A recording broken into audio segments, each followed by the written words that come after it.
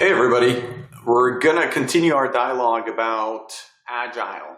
And today we're gonna look into Scrum. Okay, Scrum is something that most people, or a lot of people are aware of because it actually is a framework that tries to implement Agile, right? Because we have a methodology that is called Agile, and then we have frameworks like Scrum that implement some of these concepts that are conveyed by the Agile methodology.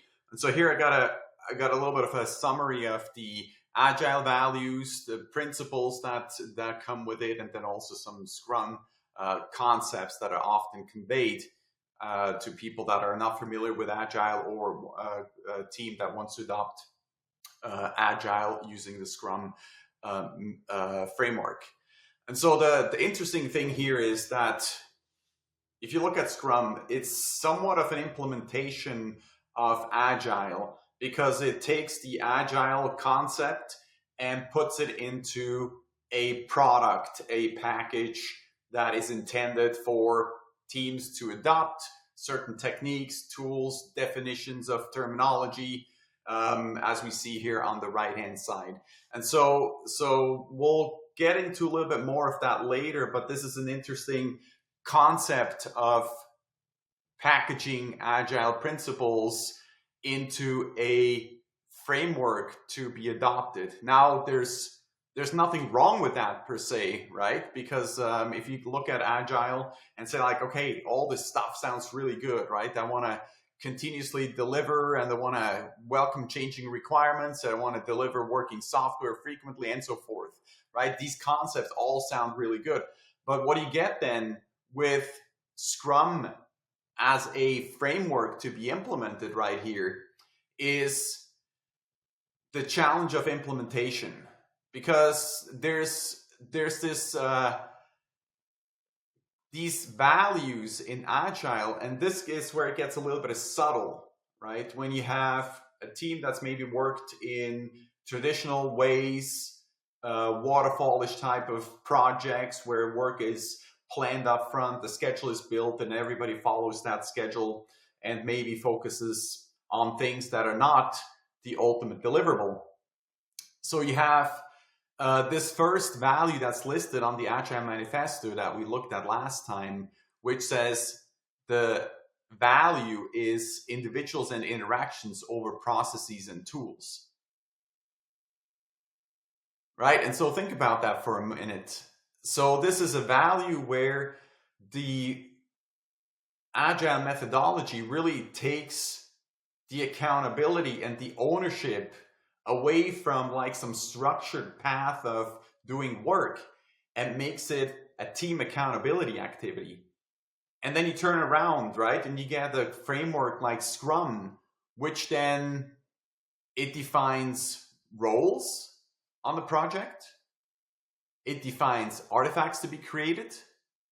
It defines events that take place. And it also takes a framework for metrics and tools. And on top of that, what often happens is, hey, let's go send everybody to Scrum training and learn all these different tools and methods of working. And on top of that, we're also going to give everybody a piece of software that manages some of these things, like a product backlog, a sprint backlog, and these roles that we develop, and then also these events that take place, right? So the good thing is that there is the same language that everybody can speak, right? You have something to work with. But the downfall of a framework like this is, especially for new teams to Agile, is that everybody starts focusing around these tools and techniques of working. And you basically produce the exact opposite of what Agile is, because you create all this structure that you superimpose onto a project, that everybody takes on these roles and produces all these artifacts, which then may or may not be helpful in delivering work in an Agile format. Again, if we look back at the values here, we want working software as a top priority. We want customer collaboration. We want to be able to respond to change. And then again, here, the sheer fact that we're focusing on these concepts gives then a chance for a project team to actually be focused on the artifacts and the ways of working rather than the deliverables that we're working on. So just going through here real quick, through team, artifacts and events, metrics and tools, right? And this is clearly and easy to see that the people that developed the Scrum framework took these basically traditional sets of project artifacts and lined them up directly with Agile principle in some cases, or they were manifested in some of the principles and created these artifacts from it. So a product owner, this is clearly a way to say that, hey, we're getting the customer collaboration into place, right? Because you have somebody who speaks for the product, can make decisions of what needs to go in and what doesn't. A Scrum Master, so this is where it gets tricky, right? And also makes sense somewhat. You have somebody who's familiar with the Scrum process and then facilitates the dialogue, which is then, that goes already a little bit against the self-organizing team, because you put somebody on top of the team who's then responsible for making sure that the process is followed. And then, of course, the development team, the people who go to work on the artifacts that you're developing. Moving on, the artifacts, product backlog, a sprint backlog. The increment is basically the work that is being done during the sprint, and the definition of done, right? Where you can say, hey, this is what we mean by the work is being completed. Again, also at the face of it, nothing wrong with that per se. The product backlog is something interesting, right? Because it captures all the capabilities, all the features of the thing that you ultimately want to develop. Again, nothing wrong with that. But it shifts the focus sometimes from actually doing the work of what's needed to over-focusing on the building the product backlog and making that comprehensive. Sprint backlog is basically the piece of the scope from the product backlog that you take and implement in the time frame of your sprint. And then you have the increment is the amount of completion that you are towards the backlog, and the definition of done is to clarify when something is actually completed and you can take credit for in doing that.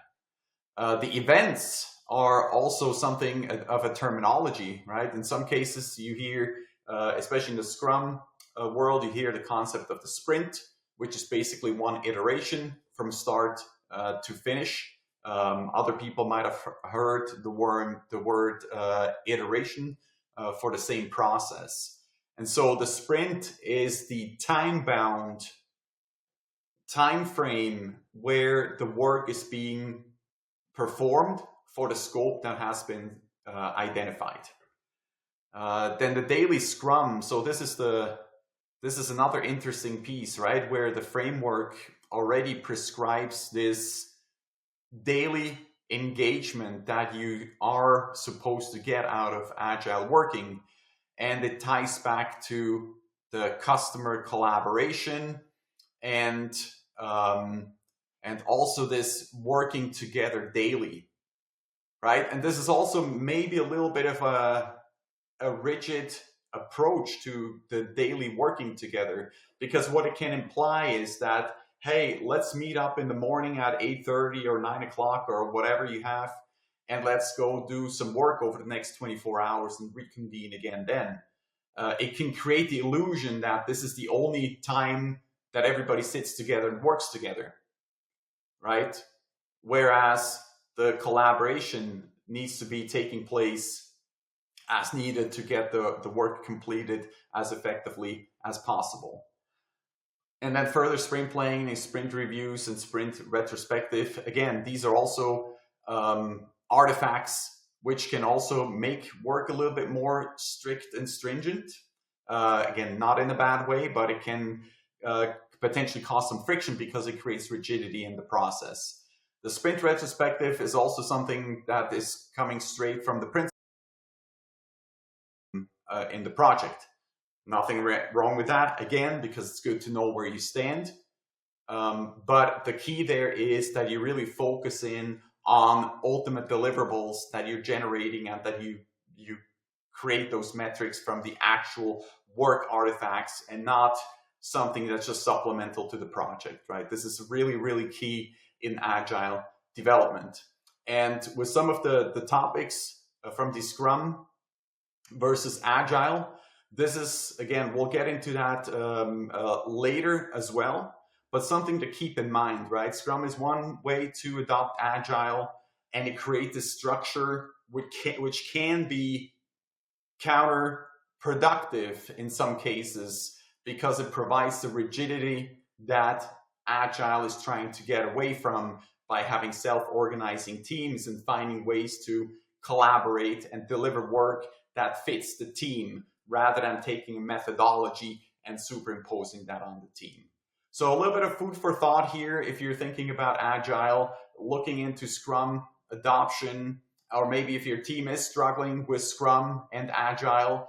I think it helps to take a step back and really think about how these Agile principles are being applied, and also in addition or instead of Scrum, whichever way, look for opportunities of how Agile can be tailored towards the team that you have and the collaboration, and really be flexible and find ways that can help the team deliver the work, rather than being rigid with a framework that may or may not fit the team and takes a long time to get started on. In later videos, we're actually going to take a look at some best practices for adopting Agile, whether it's Scrum or something else, that can help teams not be overwhelmed with the formalities of a framework like Scrum, and they can ease into it and really build up that way of working for themselves, and to be productive as quickly as possible without, again, being sidetracked with a lot of formality and a lot of overhead that it may bring along to introduce a framework like that.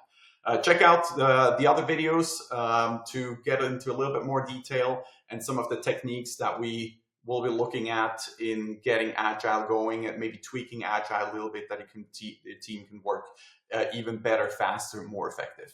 Until next time, talk to you then.